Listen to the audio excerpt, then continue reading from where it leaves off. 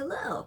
This is a dream that I had the first month of 2021, and I just thought I would share it with you, and hopefully it's something you would find entertaining and interesting.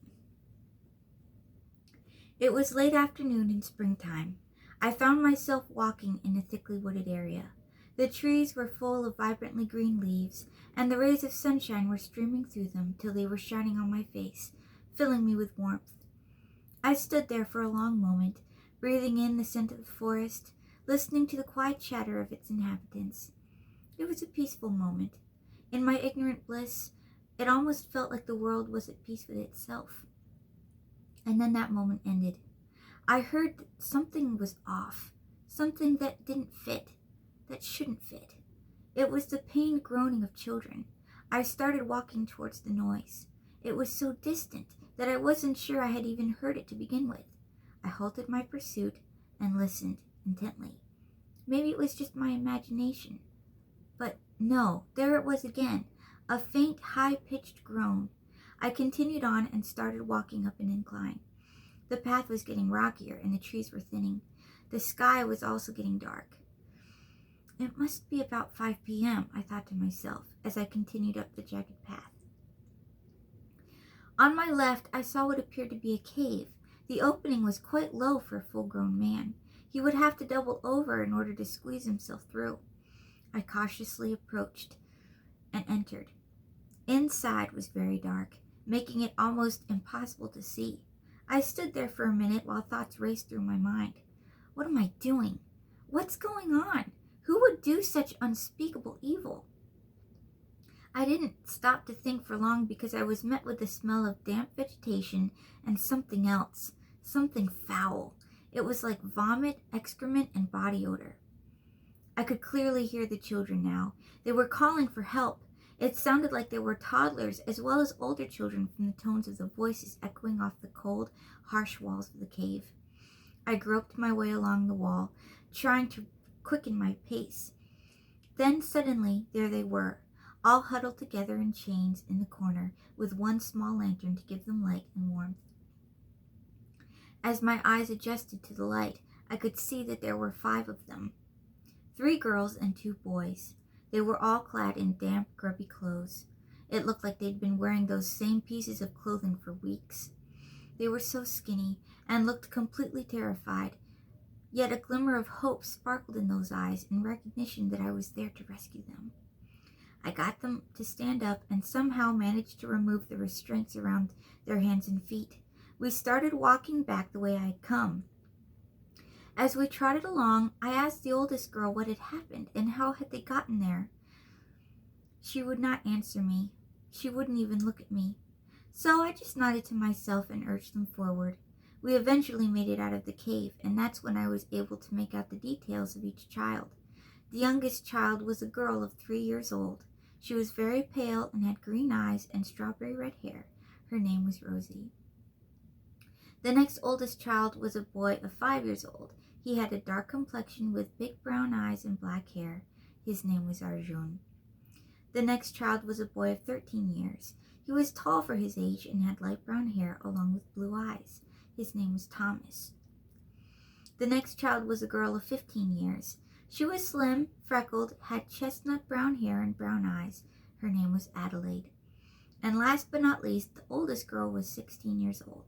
She had very dark complexion with kinky hair that overwhelmed her face, and she had brown eyes.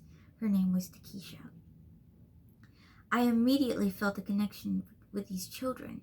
I felt their pain and shuddered at their circumstances as I took it all in. It was almost like they were a part of me, or should be a part of me in some way. I loved them, and I knew that I had to get them to safety as soon as possible. We rushed back down the path together. The older children carried the smallest ones as we hurried along. We soon reached my car, and at this point I felt a sense of urgency. In my peripheral vision, I saw a tall, dark figure emerge from the tree line. His face was stern and weathered. His eyes burned with fury. I saw that a whip was lashed around his belt loop. He was coming after us now. The whip flopped about as he frantically pulled it from its loop as he ran. A blood-curdling roar came from his mouth as he quickened his pace, and the whip shot after us. Takesha was sitting next to me, quiet and trembling. Her eyes glazed over as she stared into the face of her captor. She seemed to be drawn away to another place and a past time. I was pulled out of my pondering when I heard the sound of the whip slashing the empty air. Takesha was sobbing and screaming, "Go! Go! He's going to kill us!" I slammed my foot down on the gas pedal and we managed to speed away. Sudden scene change. We arrived at what must have been my home at the time. It was a large white farmhouse located in the suburbs. The living room was open and inviting. There were comfortable chairs set around a wood-burning fireplace. To the side was a long wooden table that had plenty of seating for a large party of guests. Upstairs there were 5 bedrooms and 2 baths. I gathered the children together and wearily pushed them up the stairs. I made sure that their bellies were filled with good food and cleaned them up. The 2 youngest were put in the same room and the others were in their own rooms. I eventually collapsed into my own bed and instantly fell asleep. The next day, everyone came together for breakfast and ate eagerly.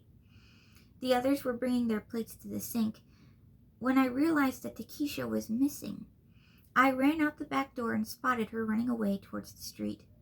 She was in a state of desperation and brokenness. Tears were streaming down her face, wetting her matted hair. She wiped them away angrily. What was she going to do now? Could she trust this woman? Would she be sent back into the sex trafficking ring with the others? She couldn't bear the pain of the memories that haunted her constantly. She couldn't describe the horrors that she had experienced. All she wanted to do was escape. She longed for freedom and peace and a chance to start anew. I came after her and grabbed her hand. She turned toward me and I saw the struggle in her eyes. She tried to break free, but I tightened my grip. Soon she gave in and fell to the ground, sobbing. She pounded the earth with her fists and cried out from the depths of her soul. My heart broke for her. I gathered her up in my arms and held her tightly. We sat in the middle of the lawn together for a long time. Eventually she looked up at me and said, "I'm ready to move forward now." "We'll do it together," I replied. "Together," she repeated, smiling weakly as she wiped her tears and got up off the ground. When she was ready, I took her hand and we walked back towards the house. As we got closer to the door, I sensed that something was wrong. The house was quiet, too quiet. Takesha and I looked at each other and said the same thing simultaneously. "He found the others." We ran to the car, jumped in, and started for the highway.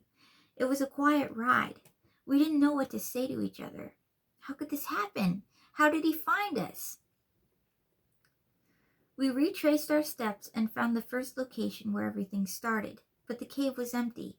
We hit the road again and eventually stopped at a gas station. That's when we spotted an empty white van sitting in the parking lot.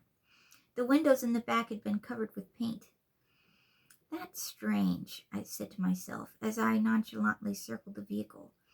The children must have heard my voice because they called out to me from the inside. I hurriedly opened the doors and motioned for the children to be quiet. We rushed into my car and fled the scene. This time we were able to get away without being followed. Scene changed back to the white farmhouse. Some time went by. There was a familiarity with each child at this point. I knew each one's smile, each unique laugh. I looked them in the eye and had long conversations with each of them about how much they had matured and about what they wanted to be when they grew up. I knew them well. More importantly, they knew that they were safe and deeply loved. They were happy and thriving. I ended up adopting all 5 of these children. We became a special family who loved God and praised Him for all things. My dream ended with me in my living room surrounded by these beautiful children who had forever changed my life for the better. I smiled to myself and thought, this is what it means to be blessed. I hope you guys enjoyed that dream. God bless. Take care, and until next time.